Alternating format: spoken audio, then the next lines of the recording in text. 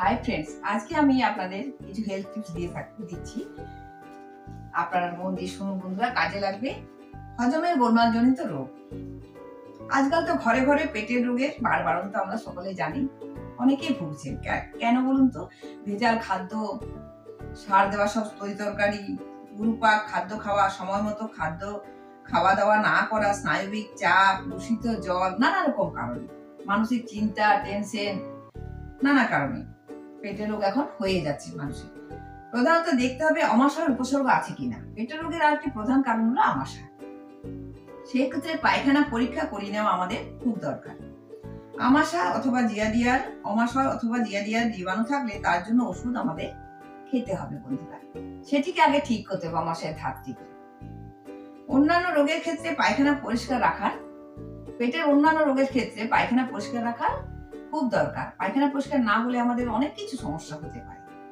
পেটের রোগ তো হবেই, মুখেও তার নানা রকম গোটা বেরোবে, ব্রণ বেরোবে, চামড়া খারাপ হয়ে যাবে, চুল উঠবে, অনেক কিছু। পেটের সাথে সবকিছু লিঙ্ক আছে। পেটটি কিন্তু আসল। অন্যান্য রোগের ক্ষেত্রে পায়খানা পরিষ্কার রাখার ব্যবস্থা করতে হবে। কোষ্ঠবদ্ধতা আছে কিনা সেটিও দেখতে হবে। যদি পাতলা পায়খানা হয় তবে পিছনে বাঁকতে হয় এমন আসন না করে সামনে বাঁকার আসনে বেশি করতে হবে। যদি আপনার পাতলা পায়খানা হয় তাহলে পিছনে বাঁকবার আসনগুলি করবেন না, কারণ পিছনে বাঁকবার আসন যদি আপনি করেন তাহলে আপনার পেটের জন্য অসুবিধা সৃষ্টি হবে। তখন সামনে বাঁকার আসনগুলি আপনি করবেন যদি পাতলা পায়খানা হয়।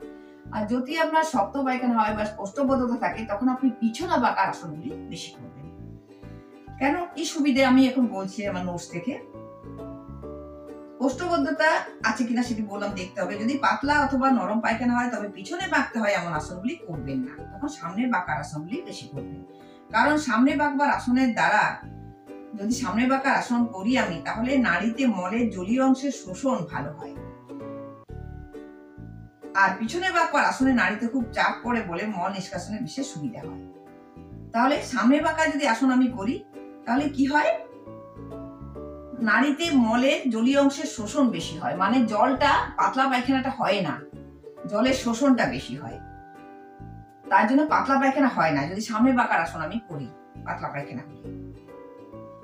আর যখন আমার শক্ত পায়খানা হবে, কোষ্ঠবদ্ধতা আসবে, তখন পিছনে বাঁকবার আসন করলেই ভালো। কারণ নাড়িতে খুব চাপ পড়ে বলে, নাড়িতে তখন চাপ পড়ছে পেটে, তখন আমাদের পায়খানা নিষ্কাশনে সুবিধা হবে।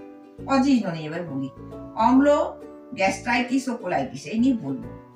মুখ থেকে শুরু করে গলনালী, পাকস্থলী, বৃহদান্ত, মলভাণ্ড প্রভৃতি মিলে পরিপাক বা ডাইজেস্টিভ সিস্টেম আমাদের গঠিত হয়েছে। আমরা অনেকেই জানি আজকাল এগুলি, যে মুখ থেকে শুরু করে একবারই গলনালী, পাকস্থলী, বৃহদান্ত, মলভাণ্ড সমস্ত কিছু নিয়ে আমাদের ডাইজেস্টিভ সিস্টেম শুরু হয়েছে, গঠিত হয়েছে।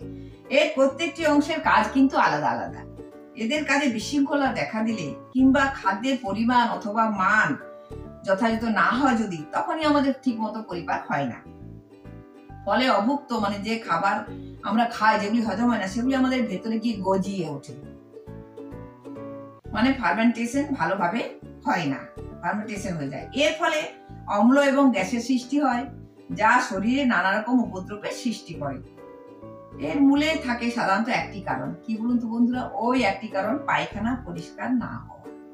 সুতরাং এই রোগগুলি সারাবার জন্য প্রথমেই দরকার পায়খানা পরিষ্কার রাখা। সেই জন্য কোষ্ঠকাঠিন্য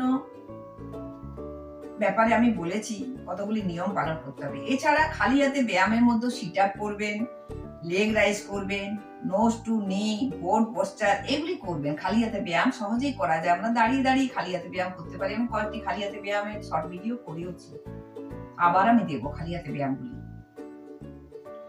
এবং কিছু আসন করবেন, যেমন ভুজঙ্গাসন, শলভাসন, ধনুরাসন, অর্ধকুর্মাসন, পবন মুক্তাসন, উত্থিত পদ্মাসন, হলাসন, অর্ধচন্দ্রাসন, ধনুরাসন, পদহস্তাসন, ময়ূরাসন, যোগমুদ্রা, ধৌতি, উড্ডিয়ান প্রভৃতির মধ্যে 5-6টি যে কোনো অভ্যাস করবেন। আমি অনেকগুলি নামই বললাম বন্ধুরা, কিন্তু আপনারা অনেকেই সহজ সহজ আসনগুলি বেছে করতে পারেন। যেমন ভুজঙ্গাসন, শলভাসন এগুলি খুবই সহজ, ধনুরাসন, অর্ধকুর্মাসন, পবন মুক্তাসন, উত্থিত পদ্মাসন এগুলি সহজ। হলাসনটি একটু কঠিন আছে, না পারলে করবেন না। অর্ধচন্দ্রাসনও করতে পারবেন আশা করি। এগুলি করবেন। যোগ মুদ্রাটি একটু কঠিন, নিজের সুবিধা মতো করবেন। খাওয়া দাওয়ার দিকে বিশেষ করে লক্ষ্য রাখতে হবে। গুরুপাক খাবার খাওয়া চলবে না। তেল মশলাযুক্ত ফাস্টফুড খাবেন না, বাইরের খাবার এড়িয়ে যাবেন। বাইরে নানা রকম ধুলো বালি রাস্তায় ফুটপাতে ঘুরে বেড়াচ্ছে, সেখানে খাবার দাবার একবারেই খাবেন না। ফুচকা এসব নানা রকম যে আমরা খাই, সেগুলি কিন্তু আমাদের শরীরে ক্ষতি করে সত্যি বলতে, আর সেগুলি আমাদের বেশি টেস্টি লাগে। এগুলি কিন্তু করবেন না বন্ধুরা, অ্যাভয়েড করার চেষ্টা করবেন। প্রতিদিন নির্দিষ্ট সময়ে খাওয়া দাওয়ার একটা টাইম মেনটেন করবেন। ঠিক যে মোটামুটি 1টা থেকে 1:30 2টোর মধ্যে দুপুরে খাওয়া শেষ করবেন। রাতে একটু তাড়াতাড়ি খাওয়ার চেষ্টা করবেন। প্রতিদিন নির্দিষ্ট সময়ে আহার করবেন। প্রধান আহারের পর দেখুন 4 ঘন্টা এবং হালকা আহারের পর 3 ঘন্টা কিছু খাওয়া চলবে না। হজম শক্তি অনুসারে খাদ্যের পরিমাণ কম বেশি করবেন। যাদের লিভারটি একটু দুর্বল তারা খাবার কম কম করে খাবেন। যাদের স্ট্রং লিভার তারা একটু বেশি খেতে পারেন। আবার খালি পেটে থাকাও কিন্তু খারাপ।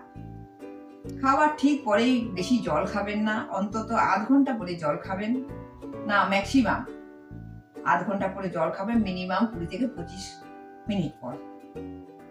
রাত্রে যতটা সম্ভব তাড়াতাড়ি খেয়ে নেবেন। মানসিক চিন্তা উদ্বেগ দূর করতে চেষ্টা করবেন। এগুলির দ্বারা আমাদের হজমের উপর ব্যাঘাত হয়। খাওয়ার সময় তাড়াহুড়ো করবেন না। ভালো করে চিবিয়ে খাবারটি খাবেন। ফল এবং সবজি বেশি পরিমাণে খাবেন। খালি পেটে ফল খাবেন না। আগেকার মা বাবারা বলেছেন আমাদের পূর্বপুরুষরা যে খালি পেটে ফল খেতে নেই, আমরা কিন্তু এখন শুনি না। সেটি কিন্তু শোনা উচিত। আমরা সবসময় চেষ্টা করব টিফিনের সাথে ফলটি খাবার, আবার তাছাড়া ভাত খাওয়ার পরে লাঞ্চের পরেও খেতে পারেন। অনেকে মনে করেন যাদের অম্বল হয় তাদের টক জাতীয় ফল খাওয়া খারাপ। তা কিন্তু একেবারে ভুল ধারণা আমাদের। কিন্তু খাওয়ার পর অল্প করে টক ফল খেলে ভালো হজম হয়। সামান্য করে টক অনেক চাটনি, আগেকার দিনে যেমন চাটনির খাওয়ার চল ছিল, সেরকম খাওয়ার পাতে শেষ পাতে একটু চাটনি খেলে তাতে কিন্তু সুবিধে হয় হজমের জন্য। এতে কি হয়, ফলের টক রস পাকস্থলীতে গিয়ে অম্লনাশক ক্ষারকে অ্যালকালি কাজ করে, ইংরেজিতে বলে অ্যালকালি। কাঁচা ও পাকা পেঁপে শশার রস হজমের পক্ষে উপকারী। আমরা জানি শশা নিজে হজম হয় না, কিন্তু খাবারকে হজম করতে সাহায্য করে। আর পাকা পেঁপেটিও খুবই ভালো হজমের জন্য। অম্ল, অজীর্ণ, গ্যাস্ট্রাইটিস প্রভৃতি রোগে বমন ধুতি এবং বারিশার ধুতি বিশেষ উপকারী। সপ্তাহে একদিন একবেলা করে উপবাস করলে ভালো ফল পাবেন। পেটের ম্যাসাজ, হিটবাথ, পেটে যখন স্নানে যাবেন তখন নারকেল তেল দিয়ে নাভিমূলটাকে পেটটাকে ভালো করে ম্যাসাজ করবেন, দেখবেন অনেক উপকার পাবেন। পেট ঠান্ডা হবে।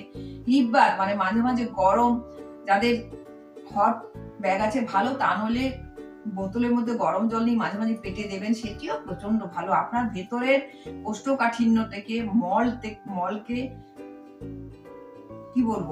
নরম করার চেষ্টা করবে, স্মুথ করার চেষ্টা করবে। আপনার পেটের জন্য হিটবাথ খুবই ভালো। তাহলে বন্ধুরা, আশা করি আপনাদের এগুলি কাজে দেবে, টিপসগুলি কাজে দেবে। এগুলি সব মনে রাখবেন। খাবার দাবার ভালো খাবেন যাতে হজম হয়, এবং বাইরের খাবার যতটা সম্ভব ফাস্টফুড, তেল মশলাযুক্ত খাবার এড়িয়ে যাবেন। নেমন্তন্ন বাড়িতে গিয়েও চিন্তা ভাবনা করে খাবার খাবেন। তাহলে আশা করি বুঝাতে পেরেছি। সকালে ভালো থাকুন। আজকের মতো শেষ করছি। নমস্কার।